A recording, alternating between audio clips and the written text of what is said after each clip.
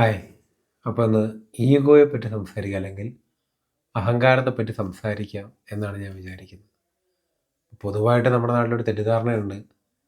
ഈ ഒരു ഈഗോ എന്ന് പറയുന്നത് നമ്മൾ ആരുടെയും ദേഷ്യം കാണിക്കുമ്പോൾ, വാശി കാണിക്കുമ്പോൾ, നിർബന്ധം കാണിക്കുമ്പോഴാണ് ഈഗോ എന്ന് പറയുന്നത്.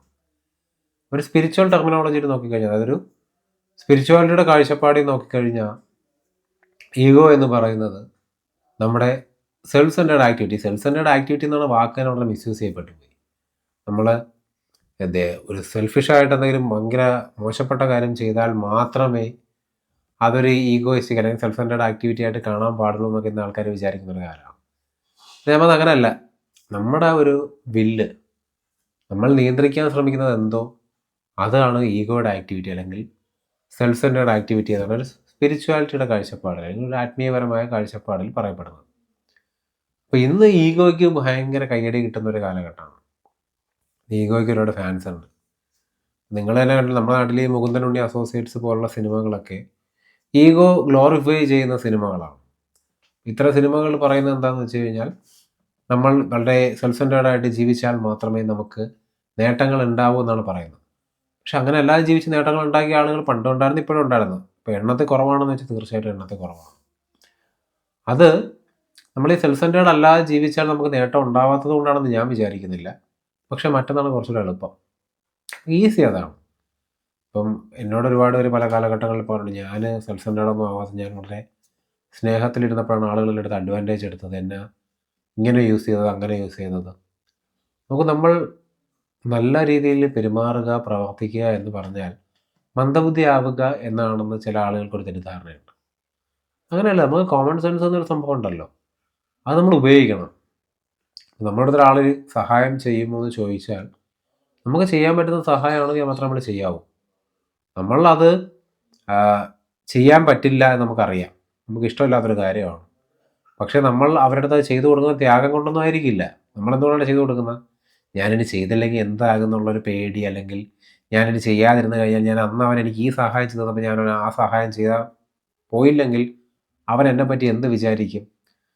അങ്ങനെയൊക്കെ വിചാരിച്ചാണ് പലപ്പോഴും നമ്മൾ പല കാര്യങ്ങളും ചെയ്തു കൊടുക്കുന്നത്. അപ്പോൾ ശരിക്കും പറഞ്ഞാൽ എന്താണ് നടക്കുന്നത്? നമ്മൾ ചെയ്യുന്നത് അപ്പോഴും ഈഗോയുടെ ആക്ടിവിറ്റിയാണ്, നമ്മുടെ സെൽഫിൽ സെൻറ്റേർഡ് ആയിട്ടുള്ള ഒരു ആക്ടിവിറ്റിയാണ് അപ്പോഴും ചെയ്യുന്നത്. അല്ല, സെൽഫ്ലെസ് ആക്ടിവിറ്റി ഒന്നും അല്ല ചെയ്യുന്നത്. മിക്കവാറും ഞാൻ ഒരുപാട് ത്യാഗം സഹിച്ചു, ഒരുപാട് കഷ്ടപ്പെട്ടു എന്ന് പറയുന്ന ആളുകളുടെ എല്ലാവരുടെയും അവസ്ഥ ഇതാണ്. അവരാരും സെൽഫ്ലെസ് ആയിട്ടുള്ള കാര്യങ്ങളൊന്നും ചെയ്തവരൊന്നുമല്ല. അവരെന്താണ് ചെയ്തത്? അവർക്ക് ഇഷ്ടമല്ലെന്നറിയാം, വളരെ കഷ്ടപ്പെട്ട് വേറെ പല കാരണങ്ങൾ കൊണ്ട് ആണ് പല കാര്യങ്ങളും ചെയ്തത്. ഇതെല്ലാം ഇത്രയും കഷ്ടപ്പെട്ട് ചെയ്തിട്ട് നമ്മളിങ്ങനെ സ്വയം അങ്ങ് പറയും, ഓഹ് ഞാൻ ഒരുപാട് ത്യാഗമൊക്കെ ചെയ്തേ, എന്നിട്ട് എനിക്ക് ഇത്ര നഷ്ടമുണ്ടായി, അല്ലെങ്കിൽ അവരെന്നെ അഡ്വാൻറ്റേജ് എടുത്തു. ഒരിക്കലും അല്ല. ബേസിക്കലി നമ്മുടെ ഒരു മനസ്സിൻ്റെ മേലൊരു അഡ്വാൻറ്റേജ് എടുക്കാൻ നമുക്കല്ലാതെ വേറെ ആർക്കും സാധിക്കില്ല. അതൊരു ഫാക്റ്റാണ്. നമുക്കല്ലാതെ വേറെ ആർക്കും നമ്മുടെ മേലൊരു അഡ്വാൻറ്റേജ് എടുക്കാൻ സാധിക്കില്ല. നമുക്ക് ഒരു കാര്യം ഫോളോ അപ്പ് ചെയ്ത് കൊണ്ടുപോകണോ വേണ്ടത് തീരുമാനിക്കാനുള്ളൊരു അവകാശമുണ്ട്. അപ്പോൾ ആ അവകാശം നമ്മൾ കൃത്യമായി ഉപയോഗിക്കുക, അല്ലെങ്കിൽ വിനിയോഗിക്കുക എന്നാണ് നമ്മൾ മനസ്സിലാക്കേണ്ടത്. പിന്നെ നമ്മൾ എത്രയൊക്കെ നല്ലത് ചെയ്താലും, എത്രയൊക്കെ ബേസ് ലൈനിൽ പോയാലും ചിലതൊക്കെ നമ്മുടെ കൺട്രോളല്ലാതെ സംഭവിക്കും. സ്വാഭാവികം. കാരണം എല്ലാത്തിനെയും നിയന്ത്രിക്കാൻ നമുക്ക് സാധിക്കുമായിരുന്നെങ്കിൽ എന്ത് എളുപ്പമുണ്ടായിരുന്നു, അല്ലേ? അപ്പോൾ അതൊന്നും ഞാൻ ഇതിനെ വലിച്ചഴിച്ച് പറയുന്നില്ല. ഇപ്പോൾ ഈ ഈഗോയെ ഗ്ലോറിഫൈ ചെയ്യുക, ഇപ്പം നിങ്ങൾ ഇൻസ്റ്റയിലൊക്കെ കാണുന്നുണ്ടാവും, ലൈക്ക് ഞാൻ എന്തുകൊണ്ട് ഇത് ചെയ്തു വന്നു, എൻ്റെ ഈഗോ എന്ന് പറഞ്ഞിങ്ങനെ സ്റ്റാറ്റസ്, വീഡിയോസ്, റീൽസൊക്കെ വരുന്നത് നിങ്ങൾ ഓബ്വിയസ്ലി കണ്ടിട്ടുണ്ടാവും. അപ്പോൾ ഈഗോയ്ക്ക് എന്താണ് ഇത്രയും ഇമ്പോർട്ടൻസ് കൊടുക്കുന്നത്? ഈഗോയ്ക്ക് ഇമ്പോർട്ടൻസ് കൊടുക്കുന്നത് പ്രത്യേകിച്ച് ഇത്തരം റീലുകളുടെ ഉദ്ദേശം വേറൊന്നുമല്ല, നിങ്ങൾക്കൊരു സുഖം തരിക എന്നുള്ളത് മാത്രമാണ് ഇതിൻ്റെ ഉദ്ദേശം. ഒരു മൊമെൻറ്റിലെ പ്ലഷർ. ഞാൻ ഇങ്ങനെ ചെയ്താൽ എനിക്ക് അങ്ങനെ ആകാം എന്നൊരു ചിന്ത, അല്ലെങ്കിൽ ഞാൻ ആരെയും മൈൻഡ് ചെയ്യാതെ നിന്ന് കഴിഞ്ഞാൽ ഞാൻ മാസമാണെന്നൊരു ഫീല്. അതായത് പണ്ട് ഇപ്പോൾ നമ്മൾ മിക്കവാറും സ്കൂളിലൊക്കെ പഠിക്കുന്ന സമയത്താണ്, ഞാനും മറ്റവരെ കണ്ട് സിഗരറ്റ് വലിച്ചാൽ ഞാനും അവരെ പോലെ ഒരു കൂൾ കിഡായി എന്ന് കുട്ടിക്കാലത്ത് നമ്മൾ പലരും തെറ്റിദ്ധരിപ്പിക്കപ്പെട്ടിട്ടുണ്ട്. ഞാൻ തെറ്റിദ്ധരിക്കപ്പെട്ടിട്ടുണ്ട് അങ്ങനെ. അപ്പോൾ അങ്ങനെ തെറ്റിദ്ധരിക്കപ്പെട്ട ഒരു സമൂഹമാണ് നമ്മൾ. അപ്പോൾ അതാണ് ഇവിടെ സംഭവിച്ചുകൊണ്ടിരിക്കുന്നത്. ഇപ്പോൾ ഈഗോയിസ്റ്റിക് ആവുക, നമ്മൾ വളരെ ക്രൂവലായിട്ട് ബിഹേവ് ചെയ്യുക, ഇതൊക്കെയാണെന്ന് ഗ്ലോറിഫൈ ചെയ്യപ്പെട്ടു പോകുന്നത്. കാര്യം ഈ മെയിൻലി സൊസൈറ്റിയുടെ ഒരു ടോട്ടൽ കളക്റ്റീവ് കോൺഷ്യസ്നെസ്സിൽ തന്നെ ഭയങ്കരമായ ഒരു അവയർനെസ്സിൻ്റെ ഡിപ്പുണ്ട്. അതിന് സോഷ്യൽ മീഡിയ മാത്രമല്ല, മൊബൈൽ സ്ക്രീൻ ടൈമുകൾ, ഇതെല്ലാം വലിയൊരു ഫാക്ടർ തന്നെയാണ്. കാരണം നമ്മൾ കൂടുതൽ എൻ്റർടൈൻമെൻറ്റിൽ ഫോക്കസ് ചെയ്ത് പോയി. നമ്മുടെ സിവിലൈസേഷൻ്റെ ഒരു പീക്ക് അടിച്ചുകൊണ്ടിരിക്കുകയാണ് നമ്മളിപ്പോൾ. കാരണം വി ആർ മോർ കംഫർട്ടബിൾ. ഇന്നൊരു സാധാരണ കുടിലിൽ താമസിക്കുന്ന വ്യക്തിക്ക് പോലും പണ്ട് രാജാക്കന്മാർ, ഇന്ന് നമ്മൾ കൊട്ടിഘോഷിക്കുന്ന പല മഹാരാജാക്കന്മാരെക്കാളും സൗകര്യത്തിലാണ് അവർ ജീവിക്കുന്നത്. മഹാരാജാക്കന്മാർക്ക് സ്വിച്ചിട്ടാൽ കറണ്ട് വരില്ലായിരുന്നു. മോട്ടർ അടിക്കണമെങ്കിൽ കണ്ടി പോയി പരിചാരകനായിട്ട് കോരിക്കാനേ പറ്റുള്ളായിരുന്നു. ട്രീറ്റ്മെൻറ്റുകളില്ലായിരുന്നു ഇന്നത്തെ പോലെ. സോ നമ്മൾ വളരെ സൗകര്യത്തിലാണ് ജീവിക്കുന്നത്. അന്നത്തെ കാലമായിട്ട് കമ്പയർ ചെയ്താണ് പറയുന്നത്. We have miles to go, ഇല്ലെന്ന് ഞാൻ പറയുന്നില്ല. ബട്ട് സ്റ്റിൽ നമ്മൾ വളരെ കംഫർട്ടബിളാണ്. നമ്മൾ അന്നൊക്കെ പകലന്തി മുതൽ രാത്രി വരെ നമ്മൾ പണിയെടുക്കുകയാണ് ചെയ്തുകൊണ്ടിരുന്നത്. ഇന്നങ്ങനെ പണിയെടുക്കുന്നവരുണ്ട്, പക്ഷെ വളരെ കുറവാണ്. കൂടുതൽ പേർക്ക് ഒരുപാട് ഫ്രീ ടൈം ഉണ്ട്. ഫ്രീ ടൈം ഇല്ലാന്ന് നമുക്ക് തോന്നും, പക്ഷെ നമുക്കുണ്ട്. കാരണം നമ്മൾ ആ ഫ്രീ ടൈം എല്ലാം ഫോണിൽ റീൽ കാണാനും മറ്റ് എൻ്റർടൈൻമെൻറ്റിനും ഒക്കെ ഉപയോഗിച്ചുകൊണ്ടിരിക്കുകയാണ്. പണ്ടത്തെ ആൾക്കാർക്ക് അവരുടെ ജീവിതമായിരുന്നു എൻ്റർടൈൻമെൻറ്റ്. ഇന്നത്തെ ആളുകൾക്ക് എൻ്റർടൈൻമെൻറ്റ് എന്ന് പറഞ്ഞാൽ ഒരു പ്രത്യേക ബ്രെയിൻ സ്റ്റിമുലേറ്റിംഗ് ആക്ടിവിറ്റിയാണ്. ഈ ബ്രെയിൻ സ്റ്റിമുലേറ്റിംഗ് ആക്ടിവിറ്റി ഒരുപാട് നമ്മൾ ചെയ്യുമ്പോൾ നമ്മുടെ അവയർനെസ് ഭയങ്കരമായി ലോയിലേക്ക് പോകും. നമ്മുടെ അവയർനെസ്, നമ്മുടെ ബേസിക് ആയിട്ടുള്ള അവയർനെസ് താഴേക്ക് പോകുമ്പോൾ നമ്മൾ വളരെ ഡിസ്റ്റർബ്ഡ് ആവും.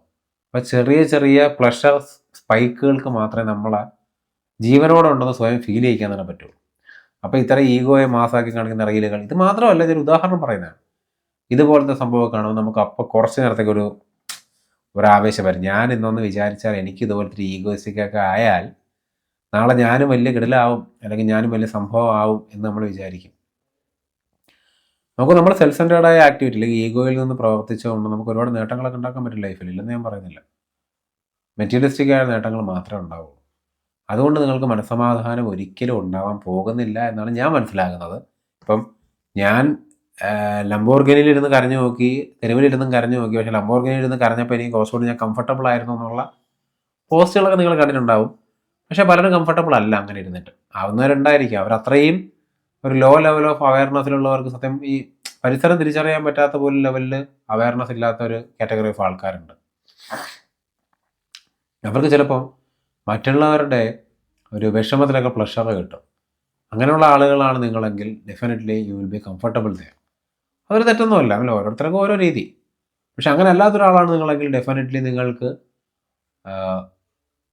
ലംബോർഗിനിയിലല്ല, അതിനേക്കാളും കൂടിയ കാറിലിരുന്നാലും ഒരു കംഫർട്ട് കിട്ടില്ല, കരയുന്ന സമയത്തായാലും അല്ലാത്ത സമയത്തായാലും. അതുകൊണ്ടാണ് നമ്മുടെ നാട്ടിലെ മെജോറിറ്റി വരുന്ന കോടീശ്വരന്മാരൊക്കെ ഈ സന്യാസിമാരുടെ അടുത്തും പ്രീസ്റ്റുമാരുടെ അടുത്തും മറ്റ് സ്ഥലങ്ങളിലൊക്കെ പോയി കിടന്ന്. പലരും ചാരിറ്റി ചെയ്യുന്നതിൻ്റെ പ്രധാന റീസൺ തന്നെ മനസ്സമാധാനം കിട്ടുമല്ലോ എന്ന് പ്രതീക്ഷിച്ചിട്ടാണ്. സെൽഫ്ലെസ് ആക്ടിവിറ്റി അല്ലേ, അതുകൊണ്ട് ഒരു അഡ്വാൻറ്റേജ് ഉണ്ടാകുമല്ലോ എന്ന് വിചാരിച്ചിട്ടാണ്. കാരണം ദേ കാൺ ബൈ പീസ് വിത്ത് മണി എന്നുള്ളതാണ്. ഈ ഈഗോ സെൻട്രിക് ആയിട്ടുള്ള ആക്ടിവിറ്റികളെല്ലാം പണത്തിന് വേണ്ടി തന്നെ ഉള്ളത് തന്നെ ആവണമെന്നില്ല. ചിലപ്പം ലൈംഗികപരമായ താല്പര്യങ്ങൾക്ക് വേണ്ടിയിട്ടായിരിക്കും, ചിലപ്പോൾ മറ്റൊരാളെ തോൽപ്പിച്ച് അയാളുടെ മുമ്പിൽ ജയിക്കാൻ വേണ്ടിയിട്ടായിരിക്കും. പല രീതിയിൽ ഈ ആക്ടിവിറ്റികളെല്ലാം പോകും. അപ്പോൾ ഇന്ന് ഈ ഗ്ലോറിഫൈ ചെയ്യപ്പെടുന്ന കാര്യങ്ങളൊക്കെ നാളെ നമുക്ക് വേണ്ടാന്ന് തോന്നും, ഉറപ്പായിട്ടും തോന്നും. No doubt in that. പണ്ട് നമുക്ക് വേണോ ശരിയാന്ന് തോന്നി, ഇപ്പോൾ തെറ്റാൻ തോന്നില്ലേ? ഇപ്പോൾ ശരിയാന്ന് തോന്നുന്നത് നാളെ തെറ്റാൻ തോന്നും. അപ്പോൾ അത്തരം കാര്യങ്ങളെ പറ്റി കൂടുതൽ കൺസേൺഡ് ആവരുതെന്നാണ് എനിക്ക് പറയാനുള്ളത്. നമ്മൾ നമ്മുടെ ഉള്ളിലേക്കാണ് ബേസിക്കലി നോക്കേണ്ടത്. കാരണം പരമമായ ആനന്ദം നമ്മുടെ ഉള്ളിൽ എപ്പോഴും ഉണ്ട്. അതുകൊണ്ടാണ് ഈ തെരുവിലിരിക്കുന്ന ചില സന്യാസിക്ക് അല്ലെങ്കിൽ ഒരു അവയർനെസ് ഉള്ള വ്യക്തിക്ക് സന്തോഷത്തോടുകൂടി സമാധാനത്തോടുകൂടി ഇരിക്കാൻ പറ്റുന്നത്. ഒരു ബോധവുമില്ലാതെ തെരുവിൽ ജീവിക്കുന്ന ആളെ പറ്റിയല്ല ഞാൻ പറയുന്നത്.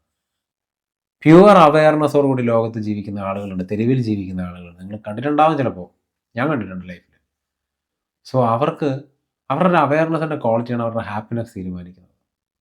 അപ്പോൾ നമ്മുടെ ഒരു കുഞ്ഞ് ഈഗോ, നമുക്ക് ഓൾറെഡി ഉള്ള ബേസിക് ആയിട്ടുള്ള കുഞ്ഞ് ഈഗോ എങ്ങനെ ഇല്ലാതാക്കാം, എങ്ങനെ അതിൽ നിന്ന് പുറത്തു വരാം എന്നൊക്കെ പറഞ്ഞാണ് ഈ രമണ മഹർഷി ഉൾപ്പെടെയുള്ള ആളുകൾ ഒരുപാട് സംസാരിച്ചത്. ഒരുപാട് കാലങ്ങളായിട്ട് മനുഷ്യരാശി തന്നെ കഷ്ടപ്പെടും. ഈ ബുദ്ധനും ശങ്കരനും ഒക്കെ ഞാൻ ആരം തേടി അലഞ്ഞെന്ന് മോഹൻലാൽ ഏതോ സിനിമയിൽ പറഞ്ഞ പോലെ അങ്ങനെ ഒരുപാട് ഘട്ടങ്ങൾ കടന്നു പോയാണ് മനുഷ്യൻ ഇവിടെ എത്തിയത്. എന്നിട്ട് ഇപ്പം നമ്മൾ എന്താണ് ചെയ്യുന്നത്? ഈ കുഞ്ഞ് ഈഗോ പോരാ, നമുക്ക് ഒത്തിരി ഹൈറ്റൻഡ് ഈഗോ വേണം, എന്നാലേ നമുക്ക് ലൈഫിൽ കൂടുതൽ ബെറ്റർമെൻറ്റ് കിട്ടുള്ളൂ എന്നുള്ള രീതിയിൽ പ്രചാരണങ്ങൾ, സിനിമകൾ. പക്ഷേ ബേസിക്കലി നിങ്ങൾ ഈ ഇത്തരം സിനിമയൊക്കെ ചെയ്യുന്ന ആൾക്കാരുടെ ലൈഫ് നോക്കിക്കഴിഞ്ഞാൽ അവർ സിനിമയിൽ ഈ കൺസെപ്റ്റ് ഇടുന്ന കാരണം ഇത് ഇന്നത്തെ സമൂഹത്തിന് കൂടുതൽ അട്രാക്റ്റീവ് ആയിരിക്കും എന്ന് തോന്നുന്നത് കൊണ്ടാണ്. അവരുടെ പേഴ്സണൽ ലൈഫിൽ അവർ ജീവിക്കുന്നത് ഇതുപോലെ ആയിരിക്കില്ല മിക്കവാറും. അപ്പോൾ നിങ്ങളതുകൊണ്ട് റിപ്പീറ്റ് ചെയ്യാൻ നോക്കിക്കഴിഞ്ഞാൽ നിങ്ങളുടെ ഒരു മനസ്സമാധാനം ആദ്യം പോകും. പിന്നെ ഫിസിക്കൽ ലാഭം ഉണ്ടാവില്ല എന്നുള്ളത് നിങ്ങൾ ഏത് രീതിയിൽ കാര്യങ്ങൾ ഡീൽ ചെയ്യുന്നു എന്നുള്ള പോലെ ഇരിക്കും. എനിവേ, അപ്പോൾ ആദ്യം ഈ ബിഗ് ഈഗോ ഉണ്ടാക്കേണ്ട ആവശ്യമില്ലെന്ന് ഞാൻ പറയുന്നു. അതുകൊണ്ട് മാറ്റി വയ്ക്കാം. ഇനി അടുത്ത കാര്യത്തിലേക്ക് വരാം. ഒരു കുഞ്ഞ് ഈഗോ നമുക്കിപ്പോൾ ഉണ്ടല്ലോ. അതായത് നമ്മൾ ചെയ്യുന്ന എല്ലാ ആക്ടിവിറ്റികളും ഞാനാണ് ചെയ്യുന്നതെന്ന് ഭാവത്തോടു കൂടി ചെയ്യുന്ന എന്താ ആക്ടിവിറ്റിയും നമ്മുടെ ഈഗോ സെൻട്രിക് ആക്ടിവിറ്റിയാണ്. ആത്മീയപരമായ കാഴ്ചപ്പാട്, രമണ മഹർഷിയുടെയൊക്കെ കാഴ്ചപ്പാടിൽ പറഞ്ഞു കഴിഞ്ഞു. അപ്പം അങ്ങനെയുള്ള ആക്ടിവിറ്റികൾ നമ്മൾ എന്ത് ചെയ്താലും അതിനൊരു വിപരീത ഫലമുണ്ട്. കാരണം കർമ്മഫലം എന്നൊക്കെ പറയാം. നമ്മൾ അത്തരത്തിൽ ചെയ്യുന്ന എല്ലാ ആക്ടിവിറ്റികൾക്കും ഒരു വില നമ്മൾ കൊടുക്കേണ്ടി വരും. അതായത് നമ്മുടെ കർത്തൃഭാവത്തോടുകൂടി ഡുവർഷിപ്പോടുകൂടി ചെയ്യുന്ന എല്ലാ ആക്ടിവിറ്റിയും ഈഗോയുടെ ആക്ടിവിറ്റിയാണ്, അഹങ്കാരത്തിൻ്റെ ആക്ടിവിറ്റിയാണെന്ന് പറയും. ഇത് ഉൾക്കൊള്ളാൻ മെജോറിറ്റി ആളുകൾക്ക് താല്പര്യമില്ല എന്ന് എനിക്കറിയാം. ബട്ട് പറയാതെ വേറെ നിവൃത്തിയില്ല എനിക്ക്, അതുകൊണ്ട് ഞാൻ പറയുന്നതേ ഉള്ളൂ. അപ്പോൾ അതിൽ നിന്ന് എങ്ങനെ പുറത്തു വരാമെന്നാണ് പലരും ചിന്തിക്കുന്നത്. അപ്പോൾ അതാണ് ആത്മീയപരമായ യാത്ര, അതാണ്. അപ്പോൾ ഞാൻ പറഞ്ഞത് നിങ്ങൾ ആ യാത്രയിലേക്ക് പോകണ്ട. ആക്ച്വലി ആ യാത്രയിലേക്കൊക്കെ പോകുന്നതിന് മുമ്പ് നമ്മുടെ ഈ വലുതാക്കാൻ ശ്രമിക്കുന്ന ഈ കുഞ്ഞ് ഈഗോ ഉണ്ടല്ലോ, അതിന് ആക്ച്വലി ഒരു കാംനെസ്സിലേക്ക് കൊണ്ടുവരാം. അതിനൊരു കാംനെസ്സിലേക്ക് കൊണ്ടുവരാൻ നമുക്ക് ഒരുപാട് കാര്യങ്ങൾ ആവശ്യമാണ് ജീവിതത്തിൽ. പ്രധാനമായിട്ടും വേണ്ടത് ക്ഷമയാണ്. ക്ഷമയേക്കാൾ കൂടുതൽ നമുക്ക് വേണ്ട ഒരു സാധനം എന്താണെന്ന് വെച്ച് കഴിഞ്ഞാൽ അവയർനെസ്. സാധാരണ അവയർനെസ് അല്ല, ഓപ്പൺ അവയർനെസ്. അതായത് ഓപ്പണായിട്ടിരിക്കുക എന്ന് പറയുന്ന ഒരു അവയർനെസ്സാണ് നമുക്ക് വേണ്ടത്. അതായത് എന്തിനേയും തുറന്ന മനസ്സോടുകൂടി കാണുക എന്നുള്ളതാണ്. ഇപ്പോൾ നമ്മളാരും അങ്ങനെ ചെയ്യാറില്ല. നമ്മളെന്താണ് ചെയ്യുന്നത്? നമ്മുടെ രാഷ്ട്രീയ പാർട്ടിയിൽപ്പെട്ട ഒരാൾ എന്ത് പറഞ്ഞാലും നമുക്കതിനെ ന്യായീകരിക്കാനുള്ള ടെൻഡൻസി വരും. കാരണം നമ്മൾ ആ ഒരു ഐഡിയോളജി നമ്മുടെ ഹാർട്ടിൽ, നമ്മുടെ സെൽഫിൽ, നമ്മുടെ ഈഗോയിൽ വച്ച് കഴിഞ്ഞു. സോ ഡെഫിനറ്റ്ലി നമ്മുടെ ഈഗോയെ ഡിഫെൻഡ് ചെയ്യാനുള്ളൊരു താല്പര്യം നമ്മുടെ ഉള്ളിൽ ഓൾറെഡി എക്സിസ്റ്റ് ചെയ്യുകയാണ്. ഈ താല്പര്യമാണ് ഇത്തരം പ്രശ്നങ്ങൾ ഉണ്ടാക്കുന്നത്.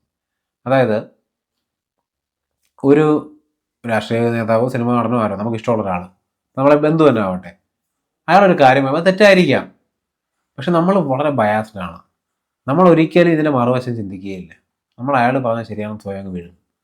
പിന്നെ അയാൾക്കെതിരെ പോസ്റ്റ് ഇട്ടാലും വീഡിയോ ഇട്ടാലും എല്ലാവരുടെ അടുത്തും പോയി നിന്ന് നമ്മൾ അയാൾക്ക് വേണ്ടി വാദിക്കും, തർക്കിക്കും, ചിലപ്പോൾ അയാളെ ചീത്ത വിളിക്കും, ഇതെല്ലാം ചെയ്യും. കാരണം നമുക്ക് ആ ഒരു നമ്മൾ വളരെ ബയാസ്ഡ് ആയതുകൊണ്ടാണ് സംഭവിക്കുന്നത്. ഓപ്പൺ അല്ല, നമ്മൾ തുറന്ന മനസ്സോടുകൂടി നമ്മൾ കാര്യങ്ങൾ കാണാറില്ല. നമുക്ക് വേണ്ട ഏറ്റവും അടുത്ത ആളാകുമ്പോൾ നമ്മൾ ഡിഫെൻഡ് ചെയ്യാനുള്ള ത്വര പിന്നെയും കൂടും. പക്ഷെ നിങ്ങളുടെ കാര്യം മനസ്സിലാക്കുക, നിങ്ങളുടെ അടുത്ത് നിൽക്കുന്ന ഒരാൾ, നിങ്ങളുടെ ബന്ധു തന്നെ ആവട്ടെ, അദ്ദേഹം ഒരു മഹത്തായ കുറ്റം ചെയ്യുമ്പോൾ അത് നിങ്ങൾ ന്യായീകരിക്കുന്നതുകൊണ്ട് അദ്ദേഹത്തിന് ലാഭമൊന്നും ഉണ്ടാവാൻ പോണില്ല എന്ന് മാത്രമല്ല, നിങ്ങൾക്ക് വലിയ നഷ്ടം ഉണ്ടാകും. മറ്റേ പുല്ലേക്കാൾ കൂടുതൽ നഷ്ടം മനസ്സമാധാനം പോകുന്നത് അത് ചെയ്യാതെ അതിനെ സപ്പോർട്ട് ചെയ്യാൻ പോയാൽ നിങ്ങൾക്കായിരിക്കും. ഇത് രാഷ്ട്രീയത്തിലാണ് ഞാൻ കൂടുതൽ കാണാറുള്ളത്. ഇപ്പോൾ ഒരു രാഷ്ട്രീയ നേതാവ്, ഏത് പാർട്ടിക്കാരനോ ആവട്ടെ, അയാളൊരു കാര്യം പറയുമ്പോൾ അത് ശരിയാണെന്ന് തോന്നിയാൽ ഒരുപാട് പേരത് കൈയടിച്ച് പ്രോത്സാഹിപ്പിച്ച് കമൻറ്റ് ചെയ്യും. അയാളെ പാർട്ടിക്കാരായിരിക്കും മെയിൻലി. പക്ഷേ എതിർ പാർട്ടിക്കാർ, നീ അന്ന് അങ്ങനെ പറഞ്ഞില്ലേ, പിന്നെ നീ ഇതിപ്പോൾ ഇങ്ങനെ പറഞ്ഞെന്നുള്ള രീതിയിൽ കുറേ ചീത്തകളെ ഉണ്ടാവും. തിരിച്ചു അതെ, നമ്മുടെ പാർട്ടിക്കാരനാണ് ചെയ്യുന്നതെങ്കിൽ നമ്മൾ പോയിട്ട് സപ്പോർട്ട് ചെയ്യും, മറ്റേ ആളാണെങ്കിൽ നമ്മൾ ചീത്ത വിളിക്കും, ഒരു കാര്യമില്ലാതെ. അപ്പം നമ്മൾ വളരെ സ്നേഹിക്കുന്നൊരു നേതാവിൻ്റെ കയ്യിൽ നിന്നൊരു തെറ്റ് സംഭവിച്ചു എന്ന് വിചാരിക്കും, അതിനെ നമ്മൾ ചത്ത് കിടന്ന് ഡിഫെൻഡ് ചെയ്യും. അതിൻ്റെ ഒരു മറുവശം എന്താണെന്ന് നമ്മൾ ചിന്തിക്കുകയില്ല. എത്രയൊക്കെ ആവശ്യം വന്നാലും നമ്മളത് ചിന്തിക്കില്ല എന്നുള്ളതാണ്. കാരണം നമ്മൾ വളരെ ബയാസ്ഡ് ആയിരിക്കും. നമുക്ക് അതിനെ ചിന്തിക്കാനുള്ളൊരു ക്രിട്ടിക്കൽ തിങ്കിങ് പോലും നമ്മുടെ മനസ്സിൽ വർക്ക് ചെയ്യില്ല, വർക്കാവില്ല എന്നുള്ളൊരു ഫാക്റ്റ് തന്നെയാണ്. കാരണം നമ്മൾ അത്രത്തോളം ഒരു എന്താ പറയുക, നമ്മുടെ ക്രിട്ടിക്കൽ തിങ്കിങ് എന്ന് പറയുന്ന ഒരു പ്രോസസ്സിനെ ബൈപ്പാസ് ചെയ്ത് പോവുകയാണ്. നമ്മുടെ സ്നേഹം, നമ്മുടെ താല്പര്യം, നമ്മുടെ ഒരു സെൻസേഷൻ്റെ ഒരു പുഷ്, ഇതെല്ലാം ബൈപ്പാസ് ചെയ്ത് പോവുകയാണ് അതിന്. അപ്പം അങ്ങനെ ചെയ്യാൻ പാടില്ല. അപ്പം അങ്ങനെ എങ്ങനെ ചെയ്യാതിരിക്കാമെന്നാണ് ആദ്യം ചോദിക്കുന്നതല്ലേ. ഇപ്പോൾ രാഷ്ട്രീയത്തിൻ്റെ കാര്യത്തിലാണെങ്കിൽ ഞാൻ ഈസി ആയിട്ട് പറഞ്ഞുതരാം. നിങ്ങളുടെ പാർട്ടി ചാനൽ മാത്രം ഒരിക്കലും കാണരുത്, എല്ലാ പാർട്ടിയുടെയും ചാനൽ കൃത്യമായി കാണണം. അപ്പോഴേ നിങ്ങൾക്ക് പല വ്യൂസ് കിട്ടും. അവരെന്തുകൊണ്ട് ഇത് പറയുന്നു എന്ന് മനസ്സിലാക്കാൻ സാധിക്കും. അവരെന്തുകൊണ്ട് ഇത് പറയുന്നു എന്ന് മനസ്സിലാക്കിയാൽ മാത്രമേ കൃത്യമായ ഒരു ധാരണയിലെത്താൻ സാധിക്കുകയുള്ളൂ. ഇനി മറ്റു കാര്യങ്ങളിൽ ഞാൻ പറഞ്ഞാൽ, ഒരിക്കലും ഒരാളെ പറ്റി കുറ്റം പറയുമ്പോൾ മറ്റേ ആളുടെ, അതിൻ്റെ ഓപ്പോസിറ്റ് നിൽക്കുന്ന ആളുടെ ഭാഗം കൂടി ചിന്തിച്ചതിന് ശേഷം മാത്രമേ മറുപടി പറയാവൂ. അല്ലാതെ ഇയാൾ ഇപ്പോൾ ഈ കുറ്റം പറയുന്ന ആൾ നമുക്ക് വേണ്ടപ്പെട്ട ആളായതുകൊണ്ട് ആദ്യമേ കയറി അയാളങ്ങ് സപ്പോർട്ട് ചെയ്ത് കളയാം. പലർക്കും ഈ പീപ്പിൾ പ്ലീസിങ് എന്നൊരു പരിപാടിയുണ്ട്. കാരണം ഒരാളെ പറ്റി കുറ്റം പറയാണ്, അയാൾ നമുക്ക് അറിയാൻ പോലും ഇല്ലായിരിക്കും, എന്നാലും നമ്മൾ ഇയാളോട് കയറി എഗ്രി ചെയ്യും. കാര്യം എന്താണ്? നമ്മൾ എഗ്രി ചെയ്താൽ ഇയാൾക്ക് നമ്മളൊരു താല്പര്യം ഉണ്ടാവുള്ളൂ, അത് നമുക്കറിയാം. അപ്പോൾ അയാൾ നമ്മളെ സ്നേഹിക്കണം, നമുക്ക് ആ ഒരു അറ്റൻഷൻ കിട്ടണം, അത് നമുക്കൊരു സുഖം. നമ്മുടെ ഈഗോയ്ക്കാണ് അറ്റൻഷൻ വേണ്ടത്, നമ്മൾ മറക്കുന്നില്ല. അപ്പോഴും നമ്മുടെ ഈഗോയ്ക്ക് ഒരു അറ്റൻഷൻ കിട്ടാൻ വേണ്ടി, നമുക്ക് ഇത്തിരി വലിയ ആളാവാൻ വേണ്ടിയിട്ട് നമ്മളതിൽ ഫോക്കസ് ചെയ്തു. അപ്പോൾ ഇത്തരം കാര്യങ്ങളൊക്കെ നമ്മളെ വല്ലാതെ വിഷമിപ്പിക്കും. ഞാൻ മുമ്പ് ഓപ്പൺ അവയർനെസ് എങ്ങനെ പ്രാക്ടീസ് ചെയ്യുന്നൊരു വീഡിയോ ചെയ്തിട്ടുള്ളത് കുറേ നാൾ മുമ്പാണ്. ആ വീഡിയോ പറ്റുമെങ്കിൽ നിങ്ങൾ കണ്ട് പ്രാക്ടീസ് ചെയ്യാൻ ശ്രമിക്കാമെന്ന് ഞാൻ പറയും. കാരണം ഓപ്പണായി ഇരിക്കുക എന്നുള്ളതാണ് അവയർനെസ്സിൻ്റെ ഒരു വാസ്റ്റ്നെസ് വർദ്ധിപ്പിക്കാൻ സഹായിക്കുന്നത്. മാത്രമല്ല, ഈ ഓപ്പൺനെസ്സാണ് നമുക്കൊരു ഇൻറ്റേർണൽ സമാധാനം, അല്ലെങ്കിൽ നമ്മുടെ ഈഗോ ഇല്ലാത്തൊരു ആക്ടിവിറ്റിയെ വളർത്താൻ സഹായിക്കുന്നത്. നമ്മുടെ ഈ സെൽഫായിട്ടുള്ള താല്പര്യങ്ങളല്ല ഈഗോയുടെ ആക്ടിവിറ്റികളാണെന്ന് ഞാൻ ഓൾറെഡി പറഞ്ഞു കഴിഞ്ഞല്ലോ. അപ്പോൾ ഈഗോയുടെ ആക്ടിവിറ്റികളല്ല നമുക്ക് വേണ്ടത്. നമുക്ക് വേണ്ടത് കർത്തൃഭാവമില്ലാത്ത, ഡുവർഷിപ്പ് ഇല്ലാത്ത ആക്ടിവിറ്റികളാണ്. അത്തരം ആക്ടിവിറ്റികൾ സംഭവിക്കണമെങ്കിൽ നമ്മൾ എന്ത് ചെയ്യണം? നമ്മൾ വളരെ തുറന്ന മനസ്സോടുകൂടി ഇരിക്കണം. തുറന്ന മനസ്സോടുകൂടി ഇരിക്കാൻ നമ്മൾ എന്ത് ചെയ്യണം? നമ്മുടെ എല്ലാ കാര്യങ്ങളെയും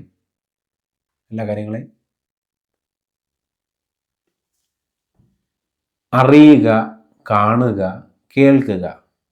അതായത് മുൻവിധി ഇല്ലാതെ. അതല്ല, ഇപ്പം ഒരാളൊരു കാര്യം പറയുമ്പോൾ നിങ്ങൾ ആ കാര്യം കേൾക്കുക. നിങ്ങൾ ആ കാര്യത്തിന് മറുപടി പറയുന്നതിനെ പറ്റി അല്ല ആലോചിക്കേണ്ടത്. ഒരാൾ നിങ്ങളടുത്തൊരു കാര്യം പറയുമ്പോൾ നിങ്ങളത് കേട്ടാൽ മതി, അതിൻ്റെ മറുപടി അല്ല ആലോചിക്കേണ്ടത്. നിങ്ങളൊരു കാര്യം കാണുമ്പോൾ അത് കണ്ടാൽ മതി. അത് കണ്ടിട്ട് എന്ത് ചെയ്യണം എന്നപ്പം തീരുമാനിക്കരുത്. തീരുമാനിച്ചാൽ പോയി. അപ്പം നിങ്ങൾ എന്താണ് ചെയ്യേണ്ടത്? ഒരാളൊരു കാര്യം പറയുമ്പോൾ നമ്മൾ അയാൾ എന്താണ് പറയുന്നത് അത് കേൾക്കണം. മറുപടി പറയാൻ വേണ്ടിയിട്ടല്ല, അത് മനസ്സിലാക്കാൻ വേണ്ടിയിട്ടല്ല, വെറുതെ കേട്ടാൽ മതി. ഒരു കാര്യം കാണുമ്പോൾ കണ്ടിട്ട് അടുത്ത് എന്ത് ചെയ്യാമെന്ന് ചിന്തിക്കുകയോ കണ്ടത് എന്താണെന്ന് മനസ്സിലാക്കാൻ ശ്രമിക്കുകയോ അല്ല വേണ്ടത്. കാണുക. മനസ്സിലാക്കേണ്ടതൊക്കെ ഓൾറെഡി സബ് കോൺഷ്യസ്ലി നമ്മുടെ ബോഡിയും മൈൻഡും ഒക്കെ ചെയ്തോളും. ഇതുപോലെ എല്ലാ ആക്ടിവിറ്റികളും നമുക്ക് ചെയ്യാൻ പറ്റും. അങ്ങനെ ചെയ്യുമ്പോൾ മാത്രമേ നമ്മുടെ ഓപ്പൺനെസ്, തുറന്ന മനസ്സ് ഉണ്ടാവുള്ളൂ. തുറന്ന മനസ്സുണ്ടാകുമ്പോഴേ കൃത്യമായ കാഴ്ച ഉണ്ടാവുള്ളൂ, കൃത്യമായ വ്യൂ, യഥാർത്ഥ റിയാലിറ്റി അല്ലെങ്കിൽ യാഥാർത്ഥ്യം കാണാൻ സാധിക്കും. അപ്പം അങ്ങനെ കാണാൻ നിങ്ങൾക്ക് ഭാഗ്യം ഉണ്ടാവട്ടെ. Thank you.